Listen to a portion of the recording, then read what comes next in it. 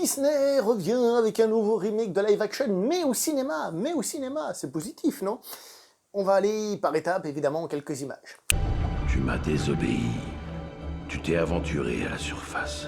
Un homme allait se noyer, je devais le sauver. Cette obsession pour les humains doit cesser. Réalisé par Rob Marshall, celui qui a déjà réalisé donc Le Retour de Mary Poppins, qui était donc un soft remake, c'est-à-dire c'est une suite, mais en fait on fait exactement la même chose, mais c'est une suite. Hein. Et je profite aussi pour dire que le monsieur avait réalisé un Pirate des Caraïbes, pas le meilleur certes, mais pour dire que justement il y avait déjà cette ambiance bateau, cette ambiance île et tout ça, donc il est là. Donc cette fois-ci dans un pur remake live action Disney, on commence à connaître un petit peu la musique, donc du classique de Disney de 1989. Qui donc adapte, lui, le film de 1989, le conte donc de Hans Christian Andersen, qui est donc un conte qui finit très différemment du film, hein. Je profite un petit peu, ça fait un petit peu de culture pour ceux qui ne le sauraient pas. Dans l'histoire d'origine, la petite sirène se suicide à la fin. En gros, son prince finit par se marier avec une autre personne qui n'est pas la sorcière déguisée, hein, et elle, comme elle a raté sa vie, elle a raté son couple, qu'est-ce qu'elle fait? Elle se suicide, elle se transforme en écume, à la base, hein, c'était ça, si elle n'arrivait pas à se marier avec son prince. Et après, elle est un peu ressuscitée, je crois que c'est les sorts de l'air, un truc comme ça, ce qui fait qu'en gros, elle passe de l'état liquide à l'état gazeux, et ça pourrait être une forme d'atteindre le paradis, parce qu'en fait, elle pourrait redevenir une sirène si elle décidait de tuer son amant qui s'est marié. Fantastique. Donc finalement, elle le tue pas, puis elle va au paradis, mais elle meurt quand même. Enfin, c'est grandiose. Bref, quoi qu'il en soit, Disney était beaucoup plus consensuel sur sa fin, ça, on peut pas le nier. Mais les grandes lignes de l'histoire étaient globalement là. D'ailleurs, le conte, si vous voulez, il est trouvable sur Internet très facilement, vous pouvez le lire. Comme ça, vous avez toute la culture générale nécessaire. On va parler de ce live action. Alors déjà, bonne chose, il sort au cinéma, il ne sort pas sur Disney+. Ça, c'est cool, il faut le souligner quand même. C'est con de devoir le souligner alors que c'est la base, mais félicitons-les pour cet effort-là. Voilà, bravo, bien joué, même si ça va aussi jouer en la défaveur du film. Parce que d'une certaine manière, comment est-ce qu'on doit évaluer ces films? Est-ce qu'on doit les évaluer comme des purs produits dérivés, comme des purs films, des pures œuvres, juste des produits d'exploitation, comme j'ai dit juste avant, en fait, des produits dérivés, comme des remakes, comme des téléfilms de luxe? Comment est-ce qu'on doit juger ces films? C'est compliqué, c'est compliqué. En plus, vous avez sans doute entendu dire qu'il y avait un petit peu de discussion quant à la pigmentation de la peau de l'actrice principale. Alors, je vais donner mon avis très vite fait là-dessus. Alors, il peut y avoir débat quant à la cohérence de l'histoire d'origine, celle de Disney, hein, évidemment. Personnellement, très rapidement, ça va pas poser de problème. Il y a d'autres formes d'inclusivité, on va dire, dans le film, qui pourront faire un petit poil plus forcé. On pourrait dire, mais en ce qui la concerne, franchement, personnellement, j'ai pas eu de problème. Je rappelle que donc Andersen, il est quoi? Il est danois, je crois, si je dis pas de bêtises, faut que je vérifie. Donc plutôt de là-haut du Nord, et que les sirènes, ça vient de la mythologie grecque à la base. Donc c'est des personnages qui n'existent même pas à la base, ils sont censés capturer les marins pour les tuer, on n'est pas du tout dans la même petite sirène ni quoi que ce soit, donc personnellement je m'en fous. Après, si ça pose des problèmes à certains, bah voilà, ça pose des problèmes, et puis c'est la vie, et puis voilà. Mais attaquons-nous à un autre souci. Et je sais pas pourquoi, je sens que certains vont pas être d'accord. Personnellement, l'actrice, je l'ai pas trouvée géniale. Je l'ai pas trouvée géniale. Donc elle s'appelle comment? Hall Bailey.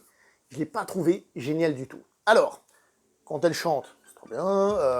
Elle arrive à faire des émotions, c'est pas horrible, dégueulasse. Hein. Il y a même des moments où elle doit faire l'émotion, la tristesse et tout ça, elle le fait plutôt bien. Mais si vous avez vu le dessin animé d'origine, je vais spoiler si j'ai envie, donc voilà, il y a tout un passage où elle n'est pas censée parler. Et ben là, j'ai trouvé que côté émotion, ce qu'elle arrive à faire passer et tout ça, c'était pas ouf. J'ai vraiment senti que ça collait pas des masses. Et ça, c'est un petit peu dommage. D'ailleurs, je vais profiter, tant que nous y sommes, pour parler de l'acteur, hein, qui lui fait Eric. Comment il s'appelle? Désolé, je suis en train de regarder. Donc Christopher Daniel Barnes. Alors, lui aussi, je vais pas dire qu'il est extraordinaire, parce qu'il fait toujours un personnage qui est un petit peu perdu, comme ça, en mode qu'est-ce que je pense, je sais pas trop. Il fait toujours un peu la même tête, hein, faut dire. Par contre, il y a un truc, avec la coupe de cheveux qu'il a, la petite barbe qu'il a ici, comme ça, son gilet, son costume, j'ai dit, hé les gars, ce mec, il est parfait pour interpréter Don Diego de la Vega. Si vous devez faire un Zorro, je sais pas ce qu'il donnera en costume, mais en Diego de la Vega, il serait parfait dans ce film. J'ai vu le costume que j'ai fait, c'est Diego de la Vega, c'est clairement lui. Voilà, c'est un truc qui m'a marqué de lui. Et on a des acteurs quand même beaucoup plus marquants, comme, comment s'appelle, Melissa McCarthy, qui interprète donc Ursula, la méchante, et qui nous fait une méchante très réussie. très réussi. Alors, on pouvait avoir peur peut-être de certaines directions de Disney concernant ce personnage, de justement d'en faire, je sais pas moi, c'est des hommes ou je sais pas quoi. Non, non, non, non. Le film respecte beaucoup le film d'origine, hein. Globalement, il y a des différences, mais allez, 90% c'est la même chose, à peu près. Hein. Et ce personnage reste un méchant, et l'actrice se fait plaisir. C'est celle qui, je trouve, arrive à trouver le bon ton pour ce personnage. Quand je dis ton, je parle de la tonalité, hein, pas le poisson. Hein, donc, elle arrive à trouver le bon ton pour le personnage, se lâcher assez, mais enfin, je trouve qu'elle est incroyable dans le rôle. Je trouve franchement que c'est celle qui fait le mieux. Et dans le rôle du roi, on a Javier Bardem. Qu'est-ce qu'il fout là, lui? Qu'est-ce qu'il fout là, lui? Alors, j'ai entendu dire qu'il avait une chanson qui avait été enregistrée et tout, peut-être pour une version longue, mais dans le film, on l'entend pas. Alors, c'est soit pour de l'exploitation, soit pour une version longue qu'on verra plus tard, mais là, on l'entend pas. Alors, est-ce qu'il est mauvais? Non. Est-ce qu'il est bon?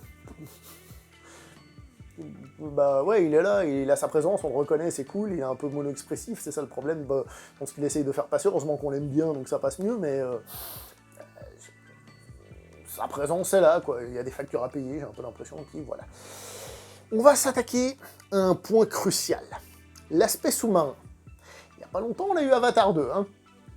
Vous imaginez que la différence est colossale entre les deux films, hein, ça c'est sûr. Mais pire encore, j'ai trouvé que c'était pas terrible. Et c'est là que je disais que l'aspect cinéma peut-être a joué en la défaveur, parce que déjà, au cinéma c'est un pur film, et non, je sais pas comme un téléfilm ou autre, et sur le grand écran, il y avait des sacrés soucis. Alors pas tant dans les textures en tant que telles, mais on voit clairement que les effets spéciaux ne sont pas finis. Les effets spéciaux de ce film ne sont pas finis. Alors, je ne suis pas du tout un expert dans la création d'effets spéciaux numériques, mais quand on est sous l'eau, on voit clairement que, vous savez, quand les effets spéciaux sont en cours de traitement, ils ont une manière de bouger à l'écran, un truc qui fait que tu sens qu'il manque des couches ou un travail qui plus tard passe bien. Quand vous voyez des making-of et des constructions d'effets spéciaux, c'est très clair. Au début, vous voyez que le personnage il bouge, c'est pas ça. Puis après, dans le film, avec tout ce qu'il faut, d'effets, de fils, de trucs, ils finissent et ça passe bien. Et là, très souvent, ça sonne très faux. Les acteurs sont clairement collés sur des fonds, ça se voit comme moi, mais ça se voit moins quand même. Ils sont meilleurs quand même. Et je veux dire, ça se voit, que ça se voit, c'est pas forcément un défaut, ça dépend des films et autres. Mais dans ce film qui devrait essayer de nous émerveiller un petit peu de ces fonds marins, c'est un peu raté, c'est un peu raté. Là où d'ailleurs, je profite pour le dire, le dessin animé d'origine, bien que maintenant ayant un certain âge, arrive en nous montrant aussi assez peu un petit côté merveilleux sous l'eau qui fonctionne plutôt bien. Et là, ils n'ont pas du tout joué la carte du world building, c'est-à-dire ils auraient pu essayer de justement montrer un petit peu plus comment s'organise cette société sous-marine, et finalement pas grand-chose. Ce qui nous amène à un autre défaut, les animaux qui parlent. Les animaux qui parlent sont juste les personnages principaux. Les autres animaux ne parlent pas dans le film. Ce qui pose des petits soucis de cohérence globale dans le film. Il n'y a que ceux qu'on a décidé qui parlaient, qui parlent. Les autres, non. Et voilà, petit souci global, là où dans le dessin animé, justement, il y a d'autres animaux, évidemment, qui rentrent dans la fête. Là, c'est pas le cas. Là, c'est pas le cas, et voilà. Il y a aussi un souci, l'oiseau, c'est quoi, c'est un goéland? Bon, bref, à un moment donné, il va sous l'eau, comme si de rien n'était, c'est un plat de tchatch. Alors ça, c'est autre chose. Scénaristiquement, le film, il a plein de moments où c'est absolument pas crédible. Ouais, crédible, attends, c'est une sirène, une sorcière des mers, qu'est-ce que tu me parles de crédibilité? Dans son monde, dans ce qui se passe, dans la cohérence des personnages et tout, comme certains animaux qui parlent et pas d'autres, il y a plein de moments où le film, il est pas crédible. Je rebondis à nouveau sur les effets spéciaux. Cependant, on a les animaux eux-mêmes, je les trouve très bien faits. Le chon est très bien fait. Le problème, c'est qu'on a le même souci que dans le Roi Lion, c'est-à-dire qu'on a un peu le chon tellement réaliste que on perd le côté dessin animé et ça devient un poisson qui parle. Pour Sébastien, ça passe un petit peu mieux, parce qu'il a quand même des grands yeux et tout, mais globalement, on perd beaucoup à ce niveau-là. C'est pas un dessin animé, mais c'est vrai qu'il y a une perte d'humanité, une perte de sentiments qu'arrivent à transmettre ces personnages-là. Donc voilà, c'est un petit peu dommage. Je vous ai dit que les effets spéciaux sous l'eau posaient problème. Quand on arrive à la surface, ça se passe mieux quand même. Les choses se passent mieux, globalement, mais il y a quand même des moments où... J'hésite sur le mot. C'est pas terrible ou... Non, c'est pas terrible. On va éviter de devenir vulgaire. C'est vraiment pas terrible. C'est vraiment pas terrible. Et ça me pose vraiment des soucis. Au niveau de la mise en scène, j'ai pas grand chose à dire non plus, c'est pas ouf du tout, hein. C'est pas ouf du tout, hein. Rob Marshall il s'est pas fêlé, hein. L'apparition des requins par exemple, alors évidemment on peut comparer à l'original, mais elle arrive comme ça, pom bam, voilà. Il n'y a pas une mise en scène qui amène quelque chose. Le moment où le prince se fait envoûter, mais ça c'est un téléfilm, c'est pas possible. Alors oui, évidemment, il y a quand même du budget, qu'on le veuille ou non, c'est-à-dire, comme j'ai dit, tous les effets vont pas rater, hein, on n'est pas chez Asylum quand même, hein, vous voyez. Il y a quand même des... Mais tu te dis, mais mon Dieu, mais quelle est l'ambition artistique là derrière, quoi? Il n'y en a pas beaucoup, il y en a pas beaucoup, hein. Sinon, au niveau des chansons, il y a des nouveautés, dont... donc le goéland, là, l'oiseau, peut-être que je me plante sur la race de l'oiseau, qui est interprété par Awkwafina d'ailleurs, qui à un moment donné se tape un rap. Avec un... Ok, d'accord, j'ai compris, vous essayez de moderniser, d'attirer un nouveau public, musicalement dans le fond, c'est pas... Enfin, ça, je veux dire, il y a une recherche. Et tu te dis, ouais, bon, ok, bah, c'est cool pour ceux qui aiment ça, mais je trouve que ça colle pas des masses avec l'ambiance générale, ça c'est une question de goût totalement personnel, hein. Mais même pas de goût de j'aime ou j'aime pas la musique, plus de la cohérence musicale, on va dire. Et par exemple, est-ce que vous vous souvenez que dans l'original, à un moment donné, la sorcière dit à Ariel, elle lui dit un truc du genre, ouais, donne-moi ta voix, façon, les hommes, ils aiment pas que les femmes parlent, donc plus tu te tais, plus ça va leur plaire, en gros, sois silencieuse. Ça a été supprimé. Ça a été supprimé. Tu te dis, ok, pourquoi pas. On n'aime plus dire que les hommes aiment les femmes silencieuses, d'ailleurs d'une certaine manière ça pourrait être un côté féministe de dire ça, hein. Mais le film va pas dans ce sens-là, mais ils ont supprimé ça. Mais c'est une méchante qui le dit, c'est une méchante qui le dit. Elle est en train d'essayer de convaincre l'autre de lui donner sa voix, c'est une méchante qui le dit, donc pourquoi le supprimer? C'est censé être une méchante qui donne de mauvais conseils. Si les gens sont trop cons pour comprendre que c'est la méchante et qu'il faut pas suivre ses conseils, je sais pas, ils ont loupé quelque chose dans le scénario, ils ont pas regardé le bon film, ou j'en sais trop rien, voilà. Il y a donc plusieurs différences, quelques musiques en plus, quelques chansons en plus qui sont plutôt cool, après je suis pas un expert de la petite sirène, mais qui sont plutôt cool, mais qui sont pas spécialement marquantes, mais le film se regarde, et, chose que j'ai oublié de dire, scénaristiquement, ils ont un petit peu plus développé la relation entre Ariel et Eric, pour qu'elle soit un petit peu plus naturelle. Je trouve que dans l'original, c'était un petit peu le coup de foudre et puis c'est tout. Là, c'est un petit peu plus développé, et je trouve ça pas plus mal. Je trouve ça pas plus mal. Ce qui me ramène à une dernière petite chose sur la mise en scène.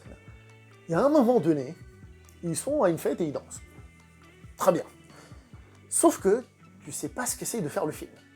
Et là, je reviens sur la chanson à rajouter. Dans le sens où la danse qu'ils font a l'air d'être chorégraphiée pour en faire une espèce de comédie musicale. Alors s'ils chantent et tout ça, c'est déjà une comédie musicale, vous me direz. Oui, mais je veux dire comédie musicale avec chorégraphie de danse et compagnie. Genre quand ils tapent des mains, pam, pam, pam, il y a une espèce de chorégraphie.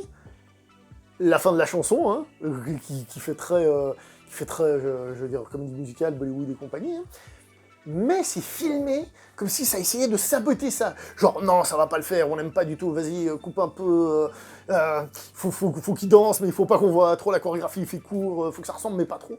C'est très bizarre comme c'est monté, comme c'est fait. T'as vraiment l'impression qu'ils ont fait, ah non, zut.